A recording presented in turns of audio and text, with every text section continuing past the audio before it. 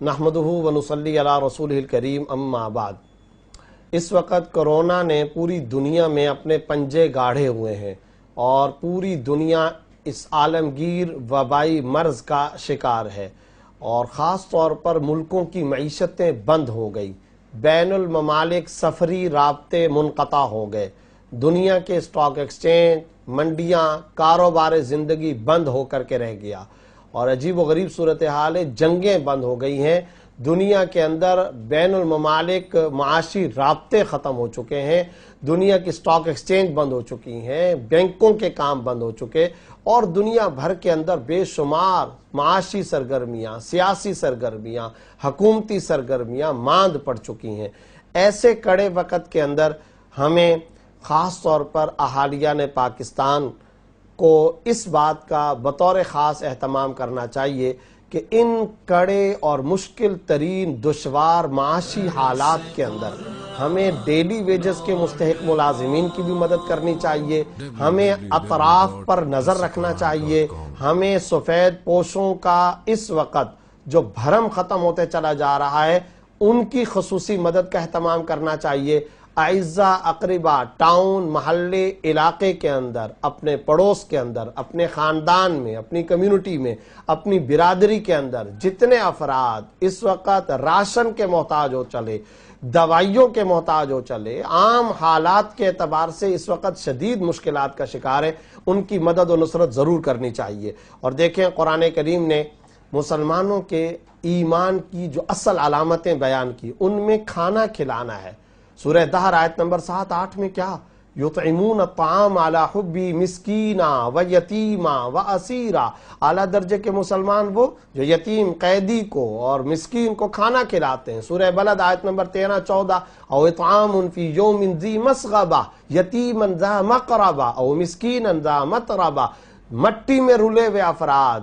معاشرے کے پسے طبقات کی مدد کرنا، راشن پہنچانا، کھانا کھلانا، اسے اعلیٰ درجے کی ایمانی علامت بیان کی گئی ہے۔ سورہ ماعون آیت نمبر 3 کے اندر کیا ہے؟ فَلَا يَحُضُّ عَلَىٰ طَعَامِ الْمِسْكِينِ، یعنی عجیب و غریب کافروں کی عادتیں ہوا کرتی تھی کہ یہ مسکین کو کھانا کھلانے کی ترغیب بھی نہیں دیا کرتے تھے۔ جا بجا کھانا کھلانا، جا بجا مدد و نصرت کرنا، اللہ کے راستے میں خرچ کرنا، میں یہ سمجھتا ہوں کہ یہ جو اس وقت صورتحال چل رہی ہے، ان مشکل ترین معاشی حالات میں معاشرے کے پسے طبقات کی مدد کرنا ہر مخیر فرد کا، صاحب ثروت کا بنیادی شرعی اور اخلاقی فریضہ ہے، روحانی اور دینی فریضہ ہے۔ اس فریضے پر ہمیں عمل کرنا چاہیے، خوش اسلوبی کے ساتھ عمل کرنا چاہیے، لوگوں کی مشکلات کو کم سے کم کرنے کی کوشش کرنی چاہیے۔ اس کے ساتھ ساتھ میں ایک اہم ترین نقطے کی طرف اشارہ کرنا ضروری سمجھتا ہوں، وہ یہ چلتے ہوئے دینی کاموں میں رکھنا برداشت نہیں کرنا چاہیے۔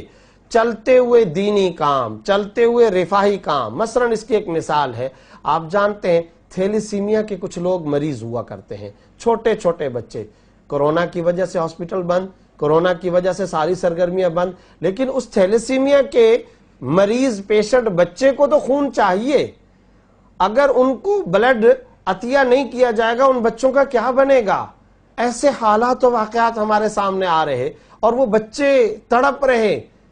وہ نارمل زندگی کے اندر خون کے محتاج ہوا کرتے تھے۔ آج آپ کرونا کی وجہ سے ساری دنیا کو بند کر چکے، لیکن انہیں تو خون لگنا ہے، ان کو تو زندہ رہنے کے لیے ضرورت ہے کہ بلڈ ملے۔ اسی طرح کڈنی سینٹر کا معاملہ ہے، ڈائلیسس مشینیں جہاں پر لگائی جاتی ہیں، کئی سارے ایسے ڈائلیسس سینٹر ہمارے اپنے علم کے اندر بھی ہیں جن کو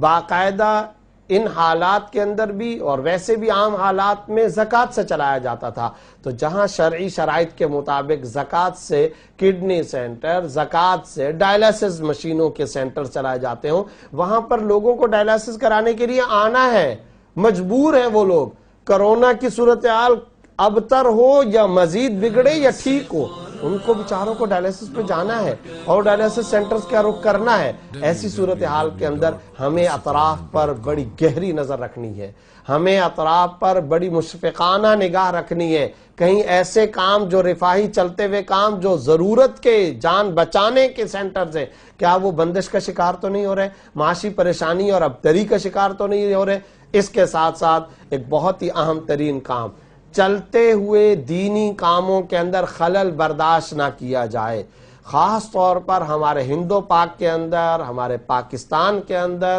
بر صغیر کے اندر جو دینی مدارس ہیں، خصوصاً پاکستان کے دینی مدارس، ان کے لیے اپنے تمام طلبہ کی تعلیمی سرگرمیوں، قرآن کریم کی کلاسز، بنات کی کلاسز، درس نظامی کی کلاسز جاری رکھنے کے لیے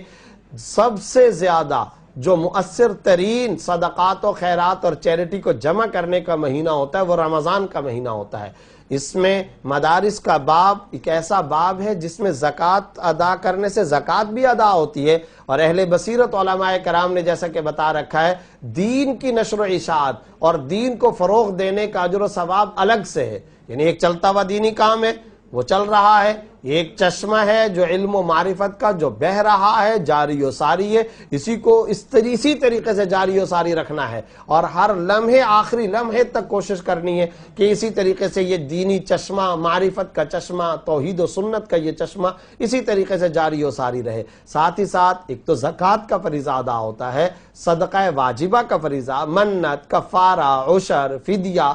یہ ایک فریضہ ادا ہوتا ہے، پلس دین کی نشر و اشاعت اور فروغ کا ذریعہ بھی یہ ہے. اس لیے میں یہ کوشش کر کے بہت ہی اہتمام کے ساتھ یہ اپیل کرنا چاہتا ہوں کہ دینی مدارس کا بطور خاص خیال رکھا جائے اور کوشش کی جائے کہ ان دینی مدارس کی ان دینی خدمات کا سلسلہ مزید وسیع سے وسیع تر ہو، انہیں معاشی مشکلات کا سامنا نہ کرنا پڑے. آنے والے مہمانان رسول، طلبہ اسلام، طلبہ حدیث اور طلبہ قرآن کو راشن کی مشکلات نہ پیش آئیں، اساتذہ کی تنخواہوں میں کمی کا مسئلہ پیش نہ آئے، عملے اور سٹاف کے اندر جو پریشانیاں پیش آ رہی وہ نہ آئیں. پلس اس کے ساتھ ساتھ دینی مدارس کے جو طلبہ یا دینی مدارس کا سٹاف، دینی مدارس کا عملہ، دینی مدارس کے اساتذہ کرام، یہ ہمارے معاشرے کا وہ معزز سفید پوش طبقہ ہے کہ جو اپنی سفید پوشی کی وجہ سے اور اپنے بھرم کی وجہ سے اور اپنے مقام کے لاج رکھنے کی وجہ سے گلی نکڑ پر ہاتھ نہیں پھیلا سکتے،